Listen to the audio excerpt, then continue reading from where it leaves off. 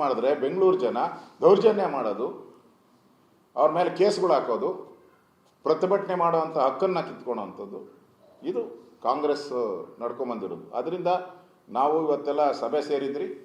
ಈ ವಿಚಾರವನ್ನು ಬೆಂಗಳೂರಿಗೆ ಮಾಡೆಲ್ ಆಗಿರುವಂಥ, ಬೆಂಗಳೂರಿಗೆ ಒಂದು ಐಕಾನ್ ಆಗಿರ್ತಕ್ಕಂಥ, ಬೆಂಗಳೂರು ಜನ ಪ್ರೀತಿ ಮಾಡ್ತಕ್ಕಂಥ ಲಾಲ್ಬಾಗ್ ಶೋ ಆದರೆ ಇಡೀ ದೇಶದಿಂದ ಜನ ಬರ್ತಾರೆ. ಲಾಲ್ಬಾಗ್ ಶೋ ನನಗನ್ಸುತ್ತೆ ಗೊತ್ತಿಲ್ಲ, ಒಂದು 20 ಲಕ್ಷ ಜನ ಬರ್ತಾರೋ ನನಗೆ ಗೊತ್ತಿಲ್ಲ. ಲಾಲ್ಬಾಗ್ ಶೋಗೆ ದೇಶ ವಿದೇಶಗಳಿಂದ ನೋಡಕ್ಕೆ ಬರ್ತಾರೆ. ಫಾರಿನರ್ಸ್ ಎಲ್ಲ ಬಂದಿರೋದು ನಿಮ್ಮ ಮಾಧ್ಯಮದಲ್ಲಿ ನಾವು ನೋಡಿದ್ದೀವಿ. ಅಂಥ ಒಂದು ಲಾಲ್ಬಾಗನ್ನು ಈ ಒಂದು ಕಾಂಗ್ರೆಸ್ಸಿನ ರಾಕ್ಷಸಿ ಕೃತ್ಯ ಇದು ಹಾಳು ಮಾಡೋಕ್ಕೆ ಹೊರಟಿದ್ದಾರೆ. ಅದರ ಭಾನುವಾರ ನಾವು ಇದರ ವಿರುದ್ಧವಾದಂಥ ಧ್ವನಿಯನ್ನು ಲಾಲ್ಬಾಗಲ್ಲೇ ತೆಗೆಯೋರಿದ್ದೀವಿ. ನಾವು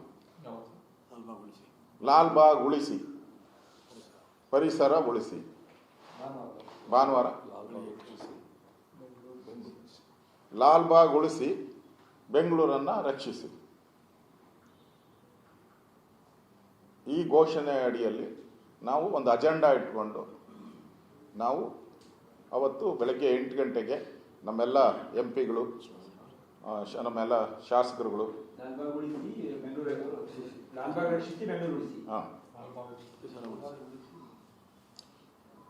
ಮಾಡೋರಿದ್ದೀರಿ. ಅವತ್ತು ಕರಪತ್ರನೂ ಪ್ರಿಂಟ್ ಮಾಡಿಸ್ತಾ ಇದ್ದೀರಿ.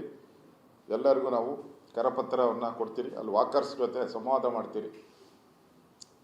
ನನಗೆ ಹಲವಾರು ಕನ್ನಡ ಸಂಘಟನೆಗಳು, ಕೆಂಪೇಗೌಡ ರಕ್ಷಣಾ ಸಮಿತಿಯ ಅಧ್ಯಕ್ಷರು ನಾನು ಫೋನ್ ಮಾಡಿದರು. ನಾವು ಯಾವುದೇ ಕಾರಣಕ್ಕೂ ಕೆಂಪೇಗೌಡ ಗೃಹಪುರವನ್ನು ಸಣ್ಣ ಒಂದು ಕ್ರಾಕ್ ಬರೋಕ್ಕೂ ನಾವು ಅವಕಾಶ ಕೊಡಲ್ಲ. ಇದು ನಮ್ಮ ಜೀವನ ಮರಣದ ಪ್ರಶ್ನೆ. ನಾವು ಕೂಡ ಬಂದು ನಾವು ಸಂವಾದದಲ್ಲಿ ಭಾಗವಹಿಸ್ತೀನಿ ಅಂತ ಅವರು ಹೇಳಿದ್ದಾರೆ. ಸೊ ಪಬ್ಲಿಕ್ಕೂ ಕೂಡ ಭಾಗವಹಿಸ್ತಾ ಇದ್ದಾರೆ.